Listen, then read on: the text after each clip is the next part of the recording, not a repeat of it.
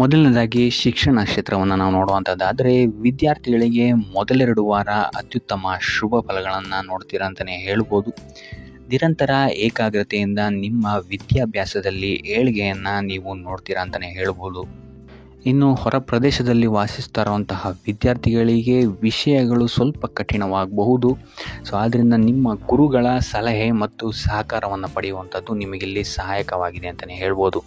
ಇನ್ನು ನೀವೇನಾದರೂ ಸ್ಪರ್ಧಾತ್ಮಕ ಪರೀಕ್ಷೆಗಳಲ್ಲೇನಾದರೂ ನೀವು ಭಾಗಿಯಾಗ್ತಾ ಇದ್ದೀರಾ ಅಂತ ಹೇಳಿದ್ರೆ ಇಲ್ಲಿ ನೀವು ನಿರೀಕ್ಷಿಸಿದಂತಹ ಫಲಗಳು ನಿಮಗೆ ಈ ತಿಂಗಳು ಸಿಗುವಂತಹ ಸಾಧ್ಯತೆಯೂ ಸಹಿತ ಹೆಚ್ಚಾಗಿದೆ ಅಂತಲೇ ಹೇಳ್ಬೋದು. ಇನ್ನು ಉನ್ನತ ಶಿಕ್ಷಣ, ತಾಂತ್ರಿಕ ವಿಭಾಗ, ವೈದ್ಯಕೀಯ ವಿಭಾಗ ಅಥವಾ ಕಾನೂನು ವಿಭಾಗಗಳಲ್ಲಿ ವ್ಯಾಸಂಗ ಮಾಡ್ತಾ ಇರುವಂತಹ ವಿದ್ಯಾರ್ಥಿಗಳಿಗೆ ಈ ತಿಂಗಳು ಮಿಶ್ರ ಫಲ ಅಂತಲೇ ಹೇಳ್ಬೋದು.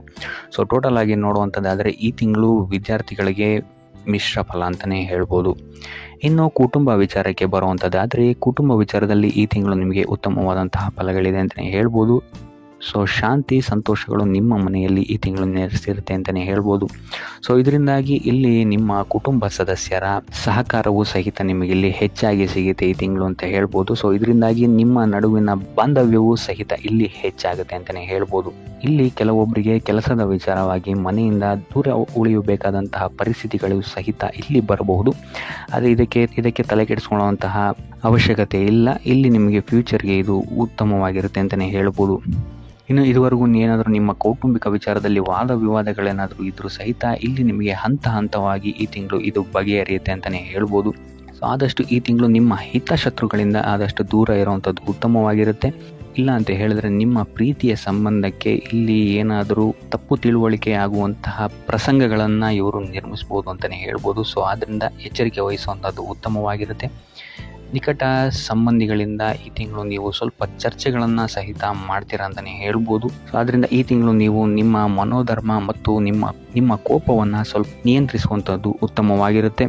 ಇದಲ್ಲದೆ ನಿಮ್ಮ ನೆರೆಹೊರೆಯವರ ಜೊತೆ ವಾದ ವಿವಾದಗಳಾಗುವಂತಹ ಸಾಧ್ಯತೆಯೂ ಸಹಿತ ಹೆಚ್ಚಾಗಿರೋದ್ರಿಂದಾಗಿ ಇಲ್ಲಿ ನೀವು ತಾಳ್ಮೆಯನ್ನು ಅನುಸರಿಸುವಂಥದ್ದು ಉತ್ತಮವಾಗಿರುತ್ತೆ ಅಂತಲೇ ಹೇಳ್ಬೋದು. ಇನ್ನು ಆರೋಗ್ಯ ವಿಚಾರಕ್ಕೆ ಬರುವಂಥದ್ದಾದರೆ ಆರೋಗ್ಯ ವಿಚಾರದಲ್ಲಿ ಈ ತಿಂಗಳು ನಿಮಗೆ ಸಾಮಾನ್ಯವಾಗಿದೆ ಅಂತಲೇ ಹೇಳ್ಬೋದು. ವಯೋವೃದ್ಧರಿಗೆ ಹಳೆಯ ನೋವುಗಳು ಇಲ್ಲಿ ಸ್ವಲ್ಪ ಕಾಡುತ್ತೆ ಅಂತಲೇ ಹೇಳ್ಬೋದು. ಕೀಲು ನೋವಾಗಿರ್ಬೋದು ಅಥವಾ ರಕ್ತದೊತ್ತಡದಂತಹ ಸಮಸ್ಯೆಗಳು ನಿಮಗಿಲ್ಲಿ ಸ್ವಲ್ಪ ಬಾಧಿಸ್ಬೋದು. ಆದರೆ 2ನೇ ವಾರದ ನಂತರ ನಿಮಗಿಲ್ಲಿ ನಿಮ್ಮ ಆರೋಗ್ಯದಲ್ಲಿ ಸ್ಥಿರತೆ ಕಾಣುತ್ತೆ ಅಂತಲೇ ಹೇಳ್ಬೋದು. ಸೊ ಆದ್ದರಿಂದ ಯಾವುದೇ ರೀತಿಯಾದಂತಹ ಆರೋಗ್ಯ ಸಮಸ್ಯೆಗಳನ್ನು ವಯೋವೃದ್ಧರು ನಿರ್ಲಕ್ಷಿಸೋಕ್ಕೆ ಹೋಗಬೇಡಿ. ಆದಷ್ಟು ವೈದ್ಯಕೀಯ ಸಲಹೆ ಸಹಕಾರವನ್ನು ಪಡೆಯುವಂಥದ್ದು ಉತ್ತಮವಾಗಿರುತ್ತೆ. ಇನ್ನು ತಿಂಗಳ ಕೊನೆಯ ವಾರ ನಿಮಗಿಲ್ಲಿ ಶೀತ, ಜ್ವರ, ಕೆಮ್ಮುಗಳಂತಹ ಸಮಸ್ಯೆಗಳು ಸ್ವಲ್ಪ ಬಾಧಿಸಬಹುದು. ಯಾವುದೇ ರೀತಿಯಾದಂತಹ ಅಸಡ್ಡೆಯನ್ನು ಇಲ್ಲಿ ತೋರದಿರುವಂಥದ್ದು ಉತ್ತಮವಾಗಿರುತ್ತೆ. ಸೊ ಆದಷ್ಟು ಈ ತಿಂಗಳು ನೀವು ಯೋಗ, ಧ್ಯಾನವನ್ನು ಮಾಡುವಂಥದ್ದು ನಿಮಗಿಲ್ಲಿ ಸಹಕಾರಿಯಾಗಿರುತ್ತೆ ನಿಮ್ಮ ಆರೋಗ್ಯದ ದೃಷ್ಟಿಕೋನದಿಂದ ಅಂತ ಹೇಳ್ಬೋದು. ಇನ್ನು ವೃತ್ತಿ ಜೀವನವನ್ನು ನಾವು ನೋಡುವಂಥದ್ದಾದರೆ ವೃತ್ತಿ ಜೀವನದಲ್ಲಿ ನೀವು ಇತರರ ಮಾತುಗಳನ್ನು ಕೇಳಿ ಇಲ್ಲಿ ನೀವು ಸ್ವಲ್ಪ ತೊಂದರೆಗಳಿಗೆ ಒಳಗಾಗ್ಬೋದು ಅಂತಲೇ ಹೇಳ್ಬೋದು. ಸೊ ಆದ್ದರಿಂದ ವೃತ್ತಿ ಜೀವನದಲ್ಲಿ ಯಾರ ಮಾತನ್ನು ಕೇಳದೆ ನಿಮ್ಮ ಮನಸ್ಥಿತಿಗೆ ಹೇಗೆ ಬರುತ್ತೆ ಹಾಗೆ ಹೋಗುವಂಥದ್ದು ಉತ್ತಮವಾಗಿರುತ್ತೆ. ಇದರಿಂದಾಗಿ ನಿಮಗಿಲ್ಲಿ ಯಶಸ್ಸು ಸಿಗುತ್ತೆ ಅಂತಲೇ ಹೇಳ್ಬೋದು. ಇನ್ನು 2ನೇ ವಾರದ ನಂತರ ನಿಮಗಿಲ್ಲಿ ನಿಮ್ಮ ಕಾರ್ಯಗಳು ಸುಗಮವಾಗಿ ನಡೆಯುತ್ತೆ ಅಂತಲೇ ಹೇಳ್ಬೋದು. ಸೊ ಇದರಿಂದಾಗಿ ಇಲ್ಲಿ ನಿಮಗೆ ಅಗತ್ಯವಿರುವಂತಹ ವ್ಯಕ್ತಿಗಳ ಸಲಹೆ ಮತ್ತು ಸಹಕಾರವೂ ಸಹಿತ ಇಲ್ಲಿ ನಿಮಗೆ ಸಿಗುತ್ತೆ ಅಂತಲೇ ಹೇಳ್ಬೋದು. ಇನ್ನು ನೀವು ನಿಮ್ಮ ಇಷ್ಟಪಟ್ಟವರಿಗೆ ಸಹಾಯ ಮಾಡಲು ಹೋಗಿ ಇಲ್ಲಿ ನಿಮ್ಮ ಸಮಯ ಮತ್ತು ಹಣವನ್ನು ಸಹಿತ ಖರ್ಚು ಮಾಡ್ಕೊಳ್ತೀರಾ ಅಂತಲೇ ಹೇಳ್ಬೋದು. ಸೊ ಇದೊಂದು ವಿಚಾರದಲ್ಲಿ ಸ್ವಲ್ಪ ಎಚ್ಚರಿಕೆ ವಹಿಸುವಂಥದ್ದು ಉತ್ತಮವಾಗಿರುತ್ತೆ. ಇನ್ನು ನೀವೇನಾದ್ರು ಉದ್ಯೋಗ ಹುಡುಕ್ತಾ ಇದ್ದೀರಾ ಅಂತ ಹೇಳಿದ್ರೆ ಈ ತಿಂಗಳು ನಿಮಗೆ ಮಿಶ್ರ ಫಲ ಅಂತಲೇ ಹೇಳ್ಬೋದು. ಸೊ ಆದ್ದರಿಂದ ನಿಮ್ಮ ಪ್ರಯತ್ನವನ್ನು ನೀವಿಲ್ಲಿ ಸತತವಾಗಿ ಬಿಡದೆ ಮಾಡುವಂಥದ್ದು ಉತ್ತಮವಾಗಿರುತ್ತೆ. ಇನ್ನು ಪ್ರಸ್ತುತ ಉದ್ಯೋಗದಲ್ಲಿರುವಂಥವರು ಉದ್ಯೋಗ ಬದಲಾವಣೆಗಳಿಗೆ ಏನಾದರೂ ನೋಡ್ತಾ ಇದ್ದೀರಾ ಅಂತ ಹೇಳಿದ್ರೆ ಈ ತಿಂಗಳು ಸ್ವಲ್ಪ ಮುಂದುವರಿಸುವಂಥದ್ದು ಉತ್ತಮವಾಗಿರುತ್ತೆ.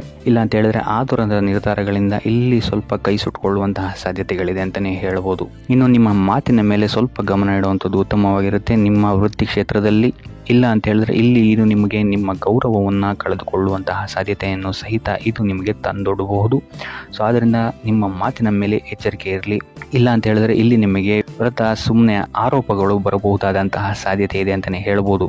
ಇನ್ನು ವೃತ್ತಿ ಕ್ಷೇತ್ರದಲ್ಲಿ ಕೊನೆಯ ವಾರ ನಿಮಗಿಲ್ಲಿ ಒತ್ತಡಗಳು ಹೆಚ್ಚಾಗುತ್ತೆ ಅಂತಲೇ ಹೇಳ್ಬೋದು. ಸೊ ಅದರಿಂದಾಗಿ ಯಾವುದೇ ರೀತಿಯಾದಂತಹ ಬದಲಾವಣೆಗಳಾಗಿರ್ಬೋದು ಅಥವಾ ಕಾರ್ಯದ ಒತ್ತಡಗಳಾಗಿರ್ಬೋದು ನಿಮ್ಮ ಮೇಲೆ ಹಾವಿಯಾಗಕ್ಕೆ ಬಿಡಬೇಡಿ. ಆದಷ್ಟು ತಾಳ್ಮೆಯಿಂದ ಇರುವಂಥದ್ದು ಉತ್ತಮವಾಗಿರುತ್ತೆ ನಿಮ್ಮ ವೃತ್ತಿ ಕ್ಷೇತ್ರದಲ್ಲಿ. ಇನ್ನು ಹಣದ ವಿಚಾರಕ್ಕೆ ಬರುವಂಥದ್ದಾದರೆ ಹಣದ ವಿಚಾರದಲ್ಲಿ ಈ ತಿಂಗಳು ನಿಮಗೆ ಸಾಮಾನ್ಯ ಫಲ ಅಂತಲೇ ಹೇಳ್ಬೋದು. ಇಲ್ಲಿ ನಿಮಗೆ ಸಾಲ ಬಾಧೆ ಏನಾದರೂ ಇದ್ದರೆ ಇಲ್ಲಿ ಸ್ವಲ್ಪ ನಿಮಗೆ ಈ ತಿಂಗಳು ಉಪಶಮನ ಸಿಗುತ್ತೆ ಅಂತಲೇ ಹೇಳ್ಬೋದು. ಖರ್ಚಿನ ಬಗ್ಗೆ ಈ ತಿಂಗಳು ನೀವು ಸ್ವಲ್ಪ ಎಚ್ಚರಿಕೆ ವಹಿಸುವಂಥದ್ದು ಉತ್ತಮವಾಗಿರುತ್ತೆ. ಇಲ್ಲಿ ನಿಮಗೆ ಪ್ರಯಾಣದಿಂದ ಸ್ವಲ್ಪ ಖರ್ಚಾಗುವಂತಹ ಸಾಧ್ಯತೆಯು ಹೆಚ್ಚಾಗಿದೆ ಅಂತಲೇ ಹೇಳ್ಬೋದು. ಸೊ ಈ ತಿಂಗಳು ನೀವೇನಾದರೂ ಹೂಡಿಕೆ ಮಾಡಿದರೆ ಇಲ್ಲಿ ನಿಮಗೆ ತಕ್ಕ ಮಟ್ಟಿನ ಲಾಭವಿದೆ ಅಂತಲೇ ಹೇಳ್ಬೋದು. ಇನ್ನು ನೀವೇನಾದರೂ ರಿಯಲ್ ಎಸ್ಟೇಟ್ ಅಥವಾ ಶೇರ್ ಮಾರ್ಕೆಟಲ್ಲಿ ಏನಾದರೂ ಹಣವನ್ನು ಹೂಡಿಕೆ ಮಾಡ್ತಾ ಇದ್ದೀರಾ ಅಂತ ಹೇಳಿದ್ರೆ ತಜ್ಞರ ಸಲಹೆ ಸಹಕಾರ ಪಡೆಯುವಂಥದ್ದು ನಿಮಗಿಲ್ಲಿ ಉತ್ತಮವಾಗಿರುತ್ತೆ ಅಂತಲೇ ಹೇಳ್ಬೋದು. ಇನ್ನು ಇದಲ್ಲದೆ ಮಕ್ಕಳ ವಿದ್ಯಾಭ್ಯಾಸದ ಮೇಲೆ ನೀವು ಈ ತಿಂಗಳು ಹೆಚ್ಚು ಖರ್ಚು ಮಾಡಬೇಕಾದಂತಹ ಸಾಧ್ಯತೆಗಳಿದೆ ಅಂತಲೇ ಹೇಳ್ಬೋದು. ಇನ್ನು ತಿಂಗಳ ಕೊನೆಯ ವಾರದಲ್ಲಿ ನಿಮ್ಮ ಎಲ್ಲ ಪ್ರಯತ್ನಗಳಿಗೂ ಯಶಸ್ಸು ಸಿಗುತ್ತೆ ಅಂತಲೇ ಹೇಳ್ಬೋದು. ಇನ್ನು ಐಷಾರಾಮಿ ಖರ್ಚುಗಳ ಬಗ್ಗೆನೂ ನೀವಿಲ್ಲಿ ಸ್ವಲ್ಪ ಗಮನವನ್ನು ವಹಿಸುವಂಥದ್ದು ಉತ್ತಮವಾಗಿರುತ್ತೆ ಅಂತಲೇ ಹೇಳ್ಬೋದು. ಇನ್ನು ಉಪಾಯ ವಿಚಾರಕ್ಕೆ ಬರುವಂಥದ್ದಾದರೆ ಶಿವನ ಆರಾಧನೆಯನ್ನು ಮಾಡುವಂಥದ್ದು ಅಥವಾ ಸೋಮವಾರದಂದು ಶಿವನಿಗೆ ಬಿಲ್ವ ಪತ್ರೆಯನ್ನು ನೀಡುವಂಥದ್ದು ಆರ್ಥಿಕ ಸ್ಥಿತಿಯಲ್ಲಾಗಿರ್ಬೋದು ಅಥವಾ ವೃತ್ತಿ ರಂಗದಲ್ಲಾಗಿರ್ಬೋದು ಸಮಸ್ಯೆಗಳಿಂದ ನಿಮಗಿಲ್ಲಿ ಪಾರಾಗಕ್ಕೆ ಸಹಾಯ ಆಗುತ್ತೆ ಅಂತಲೇ ಹೇಳ್ಬೋದು. ಸೊ ಇದಾಗಿತ್ತು ಈ ತಿಂಗಳ ನಿಮ್ಮ ರಾಶಿ ಭವಿಷ್ಯ.